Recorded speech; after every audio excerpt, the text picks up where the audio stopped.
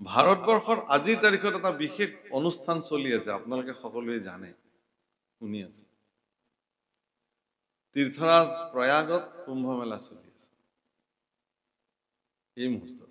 কেতিয়াৰ পৰা আৰম্ভ হৈছে? মাঘৰ সংক্ৰান্তিৰ পৰা, অৰ্থাৎ মকৰ সংক্ৰান্তিৰ পৰা কুম্ভ মেলা আৰম্ভ হৈছে। মহাশিৱৰাত্ৰিৰ দিনা কুম্ভ মেলাৰ সমাপ্তি ঘটে। প্ৰায় ৪৫ দিনীয়া এটা পৰিক্ৰমা। তাত সমগ্ৰ ভাৰতবৰ্ষৰ ঋষি মুনি ভক্ত সন্যাসী সকলোবিলাক তালৈকে গৈছে, তাত গৈ আছে। তাত গোটেই কেইদিন তাত থাকিব তেওঁলোক, স্নান পান কৰি তেওঁলোকৰ সাধনা তেওঁলোকে কৰিব। এইটোক কল্পবাস বুলি কয়। কল্পবাস ব্ৰত বুলি কয়। কল্পবাস মানে হ'ল যে কলি যুগৰ বয়স হ'ল ৪,৩২,০০০ বছৰ, দাপৰ যুগৰ বয়স ৮,৬৪,০০০, মানে কলিৰ দুগুণ। ত্ৰেতাৰ যুগৰ বয়স দাপৰৰ দুগুণ। সত্য যুগৰ বয়স ত্ৰেতাৰ দুগুণ। এই গোটেইখিনি বয়স লগ কৰিলে এক মহাযুগ বোলে। এনেকুৱা ১০০০টা মহাযুগক এক কল্প বোলে। অৰ্থাৎ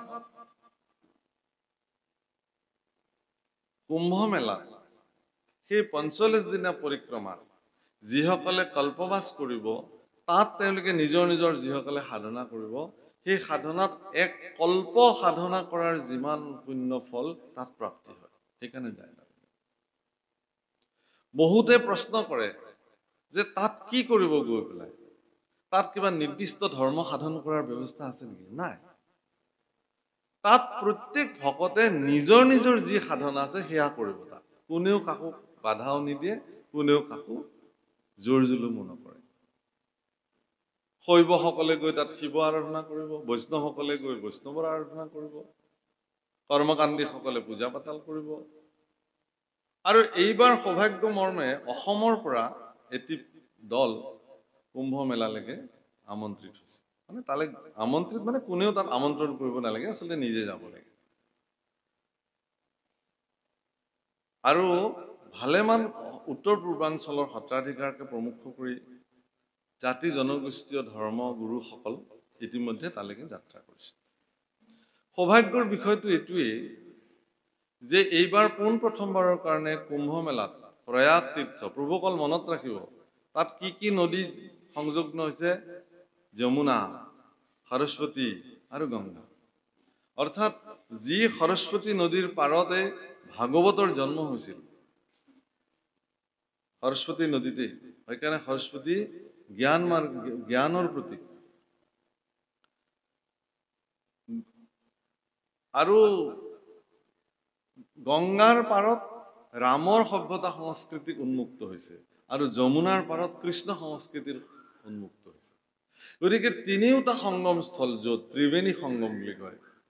বেণী মানে আচলতে আমাৰ আইসকলে যে চুলি গাঁঠে বেণী, তাত আপোনালোকে চাবচোন চুলিখিনিক তিনিটা ভাগ কৰি লয়, আৰু সেই তিনিটা ভাগ কৰি লৈ যেতিয়া বেণীডাল গুঠি আহে, তেতিয়া আপুনি যিফালৰ পৰাই নাচাওক কিয় তাত মাত্ৰ দুকোচা চুলিহে দেখা যায়, দুটা ধাৰা দেখা যায়, তিনিটা ধাৰা নেদেখে। ঠিক ত্ৰিবেণী সংগমতো গংগা যমুনা সৰস্বতী তিনিওটা নদী লগ লাগিছে যদিও দুটা জলধাৰাহে আপুনি দেখিবলৈ পাব তাত। গতিকে সেই ত্ৰিবেণী সংগমৰ তৎপৰত কুম্ভ মেলা আৰম্ভ হৈছে। তাত এইবাৰ আমাৰ অসমৰ সভ্যতা সংস্কৃতিৰ প্ৰতীক মহাপুৰুষ শ্ৰীমন্ত শংকৰদেৱৰ আদৰ্শেৰে তাত বিশাল নামঘৰ প্ৰতিষ্ঠা কৰা হৈছে, গুৰু আসন প্ৰতিষ্ঠা কৰা হৈছে, সম্পূৰ্ণ আমাৰ নিজস্ব বিধি ব্যৱস্থাৰ দ্বাৰা। নিত্য প্ৰসংগ হৈ আছে, বৰগীত, ভাওনা, গুৰু বন্দনা তাৰ মুখৰিত হৈ আছে। তাত আমাক কোনো অন্য ধৰ্ম ব্যৱস্থাই তাত আমাক প্ৰভাৱিত কৰিব নোৱাৰে। আমি প্ৰয়াস কৰিম যে শংকৰ মাধৱৰ যি সংস্কৃতি, সেই সংস্কৃতি আমি তাত প্ৰদৰ্শন কৰি সৰ্বভাৰতীয় পৰ্যায়ৰ অন্যান্য সন্তসকলেও আমাৰ অসম বা উত্তৰ পূৰ্বাঞ্চলত যি ধৰণে ধৰ্ম ব্যৱস্থা প্ৰৱৰ্তি আছে, গুৰুজনাৰ দ্বাৰা আদৰ্শ, সেয়া তেওঁলোকে দেখক, চাওক। উদ্দেশ্য এইটোহে। আমি আৰু এইটোও ঠিক যে ভাৰতবৰ্ষৰ সনাতনী পৰম্পৰাটো তেনেকুৱা কোনো পন্থক আজিলৈকে আমনি কৰা নাই সবে নিজৰ নিজৰ পন্থত নিজে নিজে আগবাঢ়ি গৈছে এইটো শ্ৰেষ্ঠ সমন্বয় আৰু এনেকুৱা বিশেষত্বতা কতো নাই পৃথিৱীত কোনো ধৰ্ম ব্যৱস্থাত নাই কেৱল আৰু কেৱল সনাতন মাৰ্গত আছে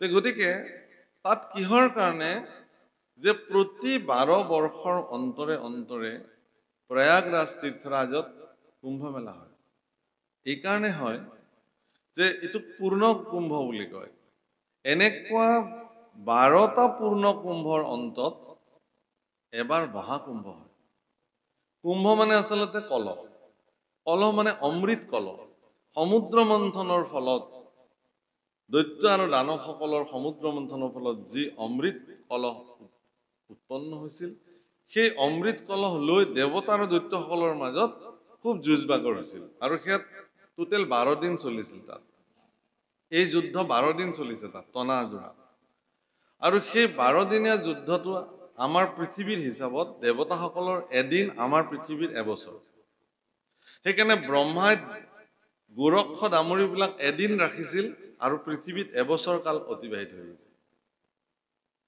সেইটো হিচাপ অৰ্থাৎ তেওঁলোকৰ 12 দিন যুদ্ধ ইয়াত 12 বছৰ সেই 12 দিন যুদ্ধৰ অন্তত সেই কুম্ভৰ চিটি মানে অমৃত কুম্ভৰ পৰা অমৃতৰ চিটিকনি ভাৰতবৰ্ষৰ 4টা স্থানত পৰিছিল প্ৰয়াগৰাজ তীৰ্থ উজ্জয়ন নাসিক আৰু হৰিদ্বাৰ এই 4টা স্থানতে কুম্ভ মেলা হয় অৰ্ধ কুম্ভ হয় আৰু প্ৰয়াগৰাজ তীৰ্থত প্ৰতি 12 বছৰ অন্তৰে অন্তৰে কেতিয়া হয় যে সূৰ্য যিদিনাখন মকৰ ৰাশিত স্থিতি হয় উত্তৰায়ণ হয় প্ৰভুকল উত্তৰায়ণৰ স্থিতি বহুত বেলেগ আমাৰ ইয়াত ভাগৱতত এই কথা লিখিছে যে পৰীক্ষিতে দেৱৰ্ষি নাৰদে ভক্তসকলে উত্তৰায়ণ স্থিতি পিতামহ ভীষ্ময়ো কৈছে যে যেতিয়া সূৰ্য উত্তৰায়ণ হ'ব মই তেতিয়াহে প্ৰাণ ত্যাগ কৰিম উত্তৰায়ণ শব্দৰ অৰ্থটো হ'ল কি যে মানুহৰ জীৱনৰ উত্তৰণ আচলতে চিন্তাৰ উত্তৰণ অধোগতি নহয় দক্ষিণায়ন হ'ব অধোগতি হলে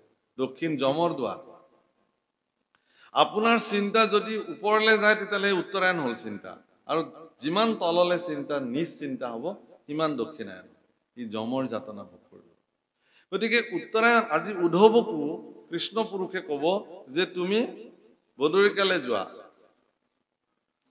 সমুদ্ৰ পৃষ্ঠৰ পৰা বদৰিকা ওপৰলৈ ঊৰ্ধ্বগতি হ'ব ই উত্তৰায়ণে হয় গতিকে হে প্ৰভুসকল ভগৱান যে জগতৰ স্বামী তেওঁ নিজৰ অস্তিত্বতকৈও ভকতৰ অস্তিত্বক অধিক প্ৰাধান্য দিয়ে এই কথা ভাগৱতে প্ৰমাণ কৰিছে গতিকে তেওঁ ইচ্ছা কৰিলে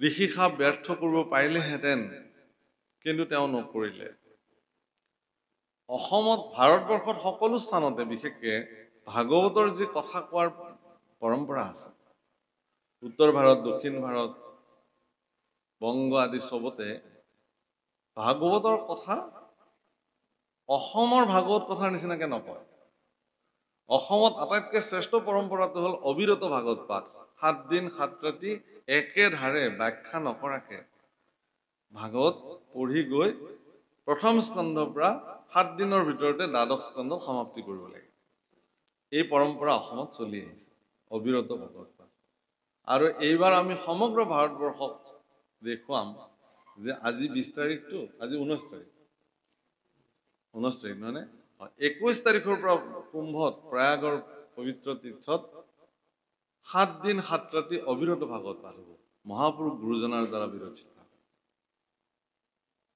7 দিন 7 ৰাতি চলিব তাত নিৰন্তৰ কোনো ব্যাখ্যা নহয় আমাৰ যিটো পৰম্পৰা সমগ্ৰ ভাৰতবৰ্ষৰ সন্তসকলে দেখিব যে উত্তৰ পূৰ্বাঞ্চলৰ অসম এনেকুৱা এখন স্থান য'ত দিনে ৰাতিয়ে মানুহে অখণ্ড চিত্তে ভাগৱত শ্ৰৱণ কৰাৰ ক্ষমতা তেওঁলোকৰ থাকে আৰু গুৰুজনাই তাৰ ব্যৱস্থা কৰি থৈ গৈছে সম্পূৰ্ণ আমাৰ নিজস্ব প্ৰান্তীয় ভাষাত ভাগৱত দি থৈ গৈছে আৰু সেই ভাগৱত আমি পাঠ কৰোঁ হীৰা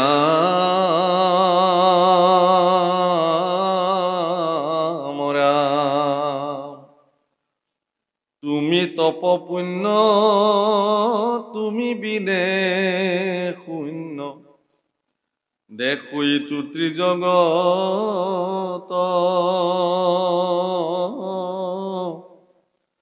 কাৰ পুণ্য ককৰু চৰণত ধৰু লৈও কমু লগত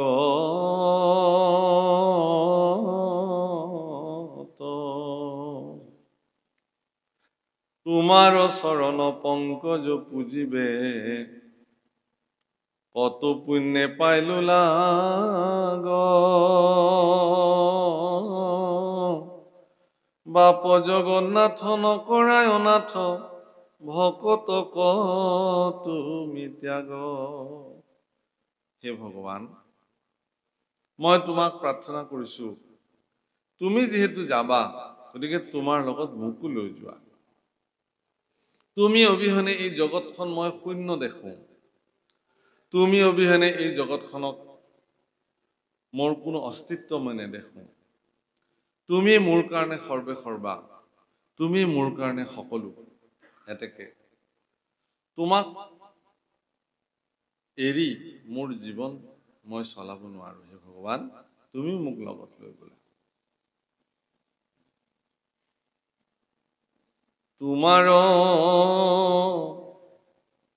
চৰণ পংকজ পূজিবে কত পুণ্যে পাইলো লাগ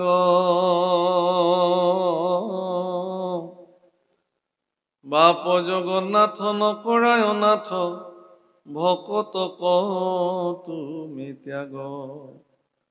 সঁচাকে তোমাৰ চৰণ পুজিবৰ কাৰণে পৰম সৌভাগ্য মৰ্মে মই এই সুযোগ পালো।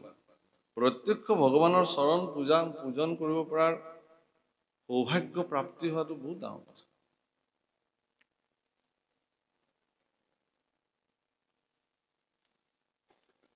প্ৰভু ৰামচন্দ্ৰৰ চৰণ সেৱা কৰিছিল নিৰন্তৰ যিসকলে, লক্ষ্মণ, হনুমান, এইসকলে।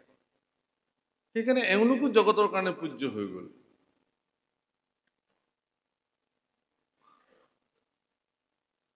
আজিও এটা পৰম্পৰা, এটা কথা ধৰা হয় ভাৰতবৰ্ষৰ সনাতন পৰম্পৰা, যে আজিও যদি ভগৱন্তৰ কথা কৰবাত চৰ্চা হয়, শ্ৰৱণ কীৰ্তন হয়, সেই শ্ৰৱণ কীৰ্তন শুনিবৰ কাৰণে কোনোবা আহক নাহক সাক্ষাৎ হনুমান তাত বিদ্যমান হৈ থাকে বুলি কৈছে। কৃষ্ণ কথা শুনিবলৈ, ৰামৰ কথা শুনিবলৈ ইমানে আকুল, এইবুলি ধৰা হয়। ভগৱান কৃষ্ণৰ চৰিত্ৰ শুনাটোই জগতৰ শ্ৰেষ্ঠ কথা। আৰু ভগৱান কৃষ্ণৰ চৰণ প্ৰত্যক্ষভাৱে পূজন কৰিব পৰাটো কিমান ভাগ্যৰ কথা। এনে সৌভাগ্যৰ গৰাকী হৈছিল উদ্ধৱ। তেওঁ বৃহস্পতি গুৰুৰ শিষ্য হোৱাৰ পিছতো, সেই সময়ৰ এগৰাকী উচ্চ শিক্ষিত লোক হোৱাৰ পিছতো তেওঁৰ জীৱনৰ সৰ্বোচ্চ শিক্ষা ব্যৱস্থা, জ্ঞান, কৰ্ম সকলো তেওঁ ভগৱানৰ চৰণ সেৱাৰ কাৰণে সমৰ্পণ কৰিছে। সেইকাৰণে তেওঁ কৈছে যে তুমি যিহেতু যাব ওলালা, হে প্ৰভু ময়ো তোমাৰ লগত যাম, তুমি মোক লগত লৈ যোৱা। তুমি ভকতক ত্যাগ কৰিব নোৱাৰিবা, তুমি লৈ যোৱা। সম্যকে অমৃত তোমাৰ চৰিত্ৰ শুনে মাত্ৰ যিটো নৰে পায়া প্ৰেম ভাৱনেৰৈতো জোপাও বিষয়কো পৰিহৰে। সম্যক শব্দৰ অৰ্থ হ'ল উত্তম।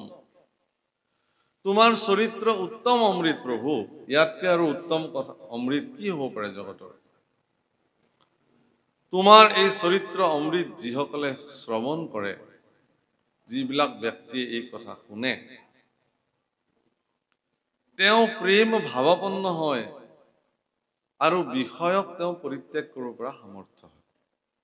এতিয়া প্ৰশ্ন হ'ল, আমিবিলাকেওতো ভাগৱত শুনি থাকো, কৃষ্ণ কথা শুনি থাকো, আমি কিয় বিষয়ক পৰিত্যাগ কৰিব পৰা নাই? আমিতো নিৰন্তৰ কৃষ্ণ কথা শুনিয়ে আছো, আমি কিয় বিষয়ক পৰিত্যাগ কৰিব পৰা নাই?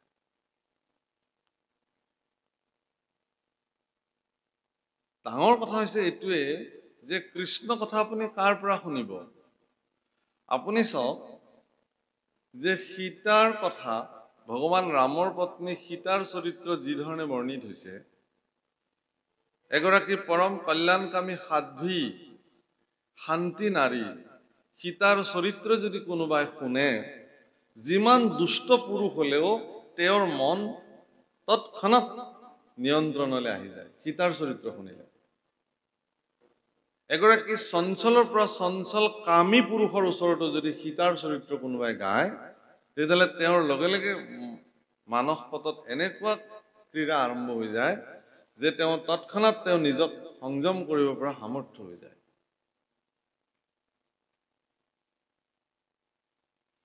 কিন্তু সেই সীতাৰ চৰিত্ৰ যেতিয়া ৰাৱণে শুনিছিল, ৰাৱণ কিন্তু কি হৈ গ'ল, কামনাত বেছিকে উত্ৰাপল হৈ গ'ল।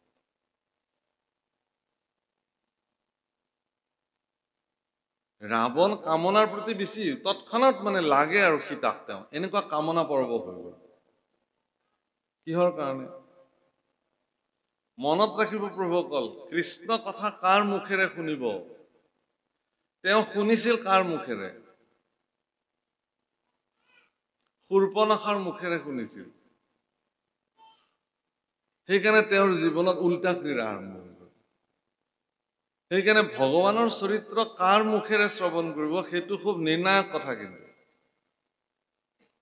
একেই ভগৱানৰ চৰিত্ৰ শূৰ্পণখাৰ মুখে ৰাৱণে শ্ৰৱণ কৰিলে কাৰণে ৰাৱণৰ মন মানসিকতা তাৰ উল্টা ৰিয়েকশ্যনটো হৈ গ'ল, উলটা প্ৰভাৱ হৈ গ'ল। সেইকাৰণে কৃষ্ণ কথা কাৰ পৰা শুনিব? আটাইতকৈ উত্তম বিচাৰটো হ'ল এইটোৱেই যে কৃষ্ণ কথা নিজেই নিজৰ ভিতৰত শ্ৰৱণ কৰাৰ ব্যৱস্থা কৰিব লাগিব। অৰ্থাৎ আপুনি সেই অৱস্থালৈকে গুচি যাব পাৰিব লাগিব, আপোনাৰ ভিতৰত থকা আপুনিয়ে আপোনাক কৃষ্ণ কথা শুনাব।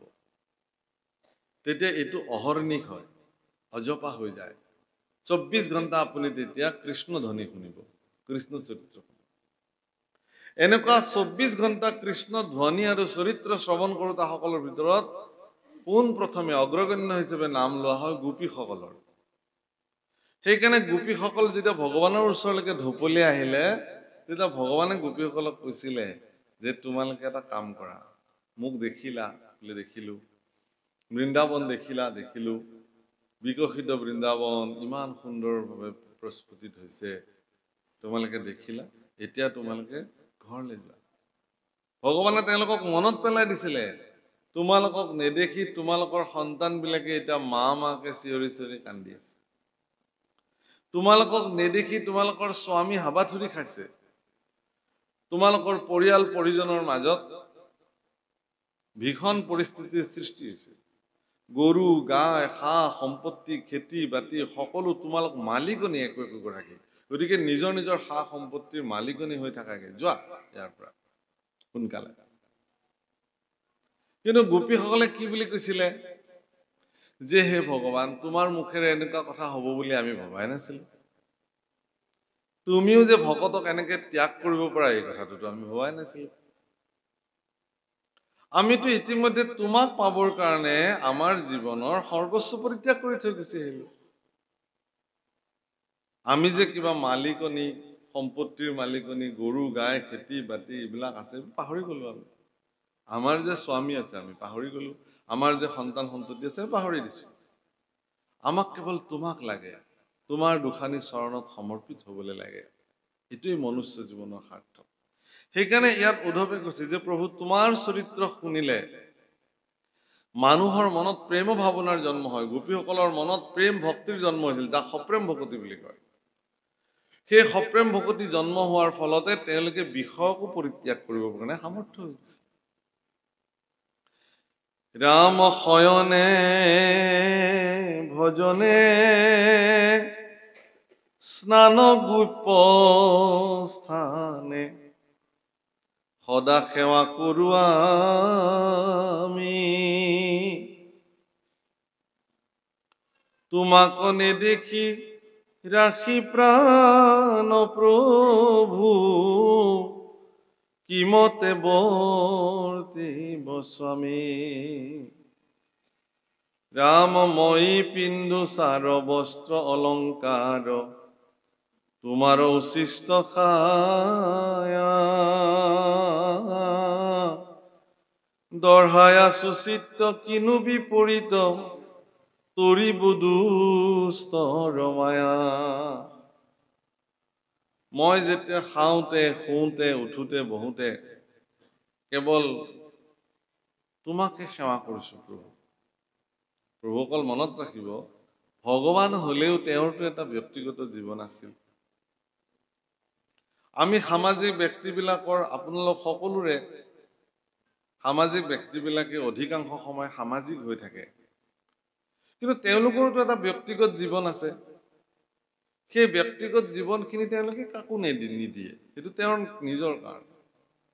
তেওঁ খাব, শুব, স্নান কৰিব, দৈনন্দিন নিত্যকৰ্ম সাধন কৰিব, পৰিয়াল পৰিজনৰ লগত থাকিব, এইখিনি তেওঁৰ ব্যক্তিগত জীৱন।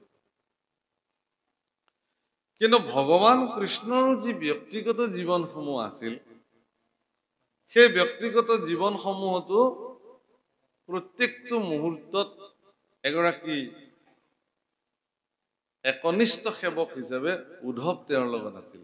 ভগৱানৰ স্নান কৰা কাৰ্য, ভোজন কৰা কাৰ্য, শয়ন কাৰ্য, সকলোতে উদ্ধৱে তেওঁক যি ধৰণে সেৱা কৰিব লাগে প্ৰতি মুহূৰ্তত তেওঁ সেৱাৰ কাৰণে প্ৰস্তুত হৈ আছে। আৰু এই কথা স্বয়ং উদ্ধৱে নিজে স্বীকাৰ কৰিছে যে হে প্ৰভু, শয়নে ভোজনে স্নান গোপ্য স্থানে সদা সেৱা কৰোঁ আমি। মোৰ এইটো বিশ্বাস আছিলে যে তুমি যিদিনাখন যাবা ময়ো তোমাৰ লগতে গুচি যাম। গতিকে তোমাক বাদ দি পেলাই মোৰ আজিৰ পৰা কামেই বা কি, তুমিয়ে নাথাকিলে, মোৰতো কাম তুমিয়ে আছিলা। তাৰমানে এগৰাকী প্ৰকৃত ভকতে ঈশ্বৰৰ কৰ্মত এনেকে সমৰ্পিত হয়, ঈশ্বৰ অবিহনে তেওঁৰ জীৱনত আৰু একো কামেই নাথাকে। উদ্ধৱৰ জীৱনতো সেইটোৱে হৈছে। কিন্তু আমি যিবিলাক ভক্ত হৈছো, আমাৰ ভক্তবিলাকৰ আমাৰ প্ৰথম আৰু প্ৰধান কাম হ'ল নিজৰ কামখিনি। তাৰ মাজতে যিখিনি আহৰি পাওঁ সেইখিনিহে আমি ভগৱানৰ কাৰণে দিওঁ। কেতিয়াবাতো তাতো বিঘিনি। গোটেই শৰণৰ বাক্যখিনি মাতিব লাগিছিল, আজি আৰু মতা নহল প্ৰভু। শ্ৰীমন্ত শংকৰ হৰিমত একদম ধাম ধুম মাতি যে প্ৰভু বেয়া নাপাবা, মোৰ একদম জৰুৰী কাৰ্য যাব লাগে, গতিকে আজিলে আৰু ইমানতে সামৰি। ভগৱানক কি কব এতিয়া, ঠিক আছে আপোনাৰ জৰুৰী কাম, আপুনি যাবই। 24 ঘণ্টা কেৱল নিজৰ কাৰণে চিন্তা আমাৰ। খাব লাগে, শুব লাগে, পিন্ধিব লাগে, আনন্দ কৰিব লাগে, স্ফূৰ্তি কৰিব লাগে, ভগৱানৰ কাৰণে। ৰাতিপুৱা স্নান কৰি উঠি অকমান সময়, গধূলি একদম সকলো কাম কাজ আজৰি হৈ অকমান সময় স্নান কৰি ভগৱানৰ সন্মুখত ধ্যানস্থ হোৱা। আচৰিত কথা যে ৰাতিপুৱা স্নান কৰি পেলাই যেতিয়া ভগৱানৰ সন্মুখত দিব্য বন্তি জ্বলাই পেলাই আমি বহো, মগজুটো খুব শান্ত হৈ থাকে সেইখিনি সময়ত। ভগৱানৰ চিন্তনতকে আজি দিনটো কি কৰিব লাগিব সেইখিনি চিন্তনেহে সেইখিনি সময়তো আহি পেলাই জুমুৰি দি ধৰে। যাদৱ যদুনন্দন মাধৱ মধুসূদন চলি থাকিল, তাৰ মাজতো আকৌ সেইখিনি চিন্তা, আজি কাক লগ কৰিব লাগিব, কাক কি দিব লাগিব, কাৰ পৰা পইচা আনিব লাগিব, কাক পইচা দিব লাগিব, বজাৰ কেতিয়া কৰিব লাগিব, যি জোঁৱাইৰ ওচৰলৈ কেতিয়া যাব লাগিব, নাতিটোৰ কাৰণে পইচা পঠিয়াব লাগিব, হেন তেন তেন তেন, সেইখিনি সময়ত আটাইগাল পৰিকল্পনা আহি আপোনাক তাতে ধৰি থাকিব। সেইকাৰণে দক্ষিণ ভাৰতত এজন সন্ত পুৰুষ আছিলে, একনাথ বাবা বুলি, স্বামী একনাথ জি মহাৰাজ। তো এজন ব্যৱসায়ীয়ে ৰাতিপুৱা যেতিয়া ধূপ জ্বলাইছে, বন্তি জ্বলাইছে, আৰতি কৰিছে, তেতিয়া তেওঁৰ মগজুত আজি ব্যৱসায়ত কি কৰিব লাগিব, কিমান টকা দিব লাগিব ইত্যাদি এইবোৰ চব চিন্তা সেইখিনি সময়ত তেওঁৰ মগজুত আহি ধৰে।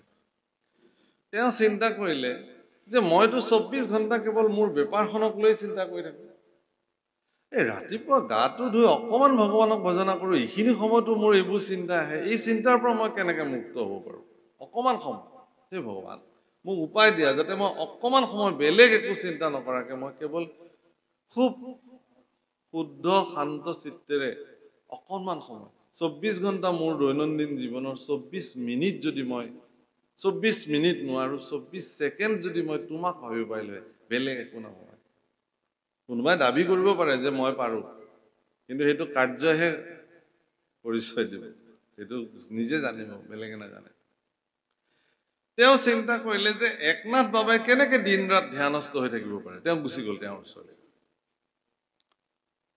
গৈ ক'লে বোলে হে বাবা বোলে মই তোমাৰ ওচৰলৈকে এটা উপায় বিচাৰি আহিছো। বোলে কি? যে আমিতো দিনটো 24 ঘণ্টা, আমি 24 মিনিট সময়ো ভগৱানৰ চিন্তনত থাকিব নোৱাৰো। তুমি এই 24 ঘণ্টাই ভগৱানৰ চিন্তাত কেনেকে বিলীন হৈ থাকিব পাৰা? এই উপায়টো মোক লাগে। কেলে? বোলে ময়ো অকমান ভগৱানৰ চিন্তা কৰিব খোজো তোমাৰ নিচিনাকে।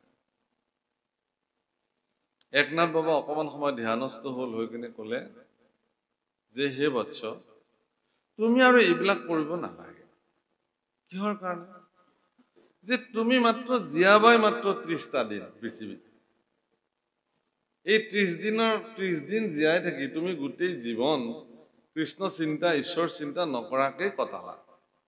আৰু এই 30টা দিননো চিন্তা কৰি কি কৰিবা? নালাগে যোৱা, যেনেকে কটাইছিলা তেনেকে কটোৱাগে।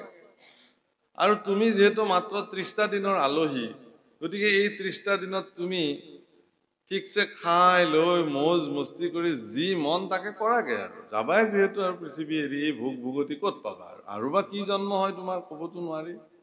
পোক পৰুৱা, গছ বিৰি, তৰু তৃণ কি হয় ঠিকতো নাই। যোৱা। একনাথ বাবাৰ কথাটো অমুক বাক্য এগৰাকী সন্ত পুৰুষে কৈছে। তেওঁ একদম খুব বিষণ্ণ মনেৰে ঘৰলৈ উভতি আহিলে। পত্নীয়ে সুধিলে কি হৈছে ন আপোনাৰ? কোনোদিনেতো আপোনাক এনেকে দেখা নাই। তেওঁ একো মাতা নাই, চিধা ৰুমৰ ভিতৰলৈ গৈছে, গৈ বহি আছে।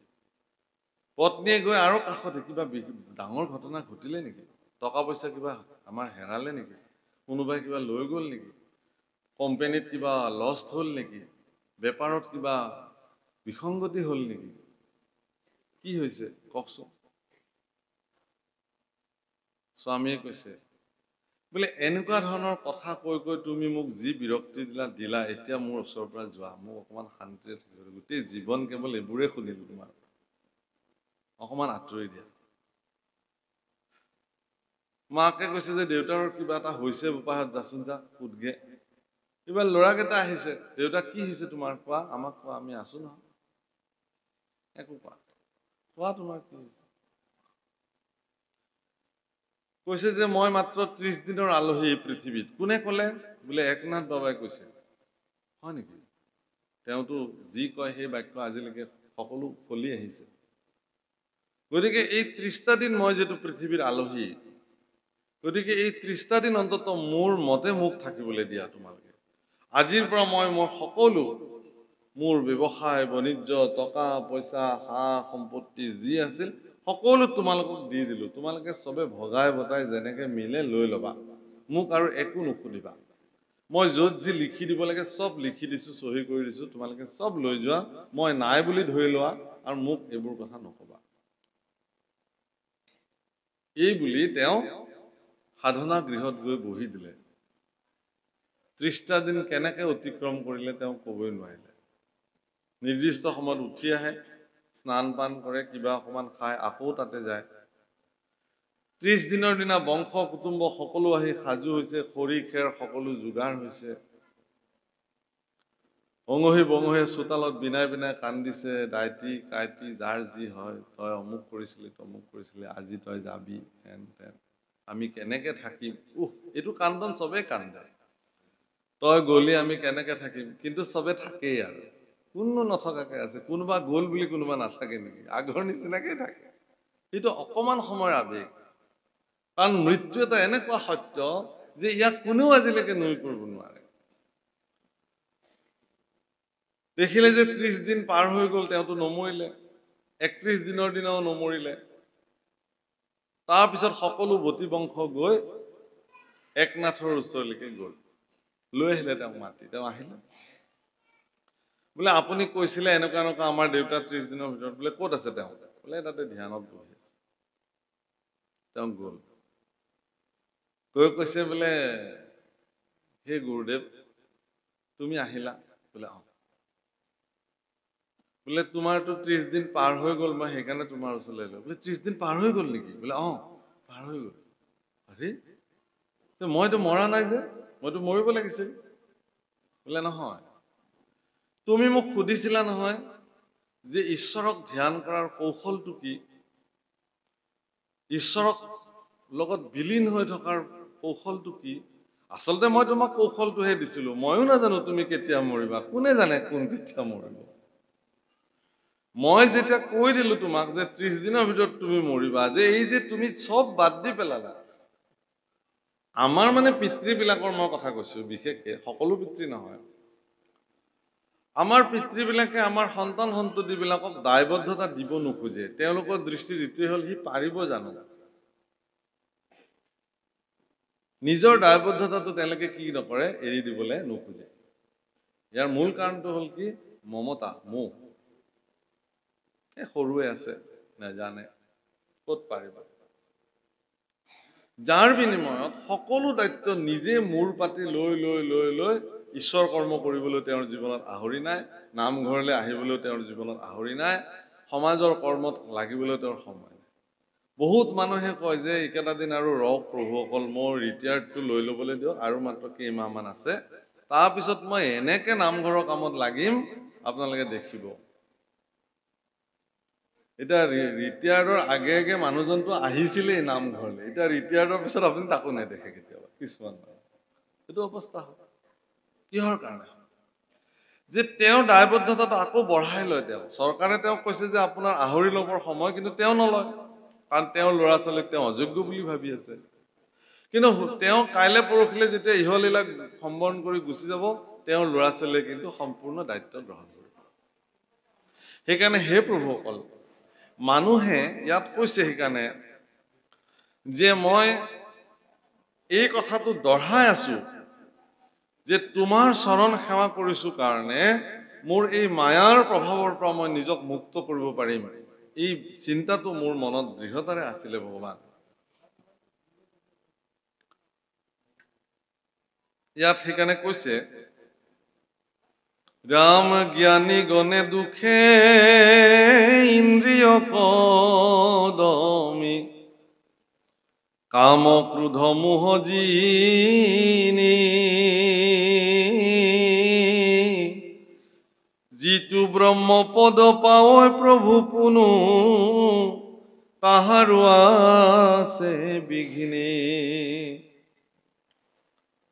জ্ঞানীগণে ইন্দ্ৰিয়ক দমন কৰি অত্যন্ত কঠোৰ সাধনাৰে ঈশ্বৰ সাধনা কৰিবলৈ যায়। ব্ৰহ্মপদ প্ৰাপ্তি হয়, তাৰ পিছতো তেওঁলোকৰ বিঘিনি আহে। কিহৰ কাৰণে? যে তেওঁলোকে যেতিয়ালৈকে ভক্তি জীৱনত প্ৰাপ্তি নহয়, মুক্তি প্ৰাপ্তি হ'ব পাৰে।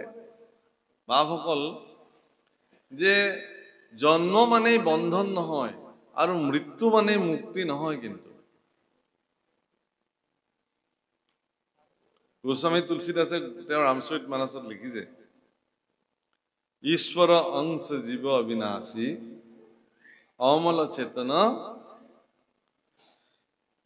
অৰ্থাৎ তেওঁ ক'ব খুজিছে এইটোৱেই যে আমিবিলাকে ভাবো যে আমি জন্ম হলো মানে বন্ধনত পৰি গলো, কিন্তু পৃথিৱীত এনেকুৱা সত্তা আছে যি জন্মৰ পিছতো পৃথিৱীত বন্ধনত থকা নাই। তাৰ একমাত্ৰ উদাহৰণ হ'ল মহামুনি শুকদেৱ।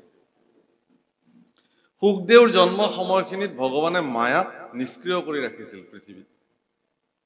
সেইকাৰণে শুকদেৱৰ শৰীৰত কিঞ্চিত মানুহ মায়াৰ প্ৰভাৱ নাছিলে।